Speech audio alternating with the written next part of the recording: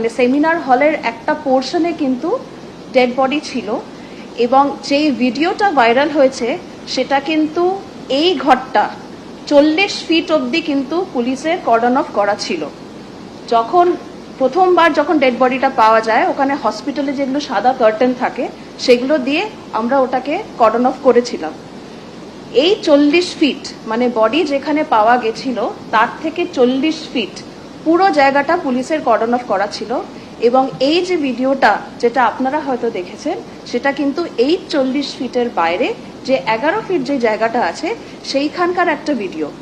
এই যে জায়গাটা আছে এইখানে কিন্তু অনেকেই উপস্থিত ছিলেন, ফ্যামিলি মেম্বার ছিলেন, পুলিশের স্টাফ ছিল, হসপিটালের স্টাফ ছিল, অনেক ডাক্তারবাবুরা ছিলেন।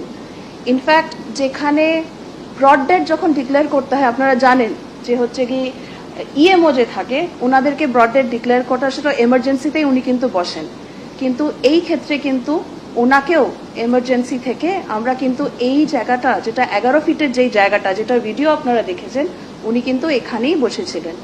যারা ডাক্তারবাবুরা ছিলেন, যারা স্টুডেন্ট ওখানকার পিজিটি যারা, তারা সবাই কিন্তু ওখানেই ছিলেন। তাদের মধ্যে অনেকেই কিন্তু আপনারা দেখেছেন যে ওনাদের কিছু দাবি দাবা ছিল যেটা আপনারা হয়তো ওনারা আমাদের রিটার্নও দিয়েছিলেন, সেটা আমি আপনাদের দেখিয়ে দিচ্ছি। এই যে লেখালেখির যে পর্বটা যেখানে ওনারা লিখছেন যে হ্যাঁ এইগুলো হচ্ছে কি ওদের পয়েন্ট, সেই পয়েন্টগুলো কিন্তু এই জায়গাটা যেটা 11 ফিটের জায়গা যেটা ভিডিওটা ভাইরাল হচ্ছে এখানেই বসে কিন্তু ওনারা লিখেছেন। ওটা টাইম টু টাইম চেঞ্জও হয়েছে সেটা আপনারা হয়তো জানেন। এই যে জায়গাটাকে বারবার বলা হচ্ছে যে এখানে কে বা কারা ছিল, ওইখানে কিন্তু আমি আবারও বলে দিচ্ছি বহিরাগত কেউ ছিল না। পুলিশ, হসপিটাল স্টাফ, ডাক্তারবাবুরা তারা ছিলেন এবং যেটা কর্ডন অফ করা যে জায়গাটা ছিল মানে যেটা 40 ফুটের কথাটা যেটা আমি বললাম এর মধ্যে কিন্তু কোনো বহিরাগতর প্রবেশ হওয়া সম্ভব নয়।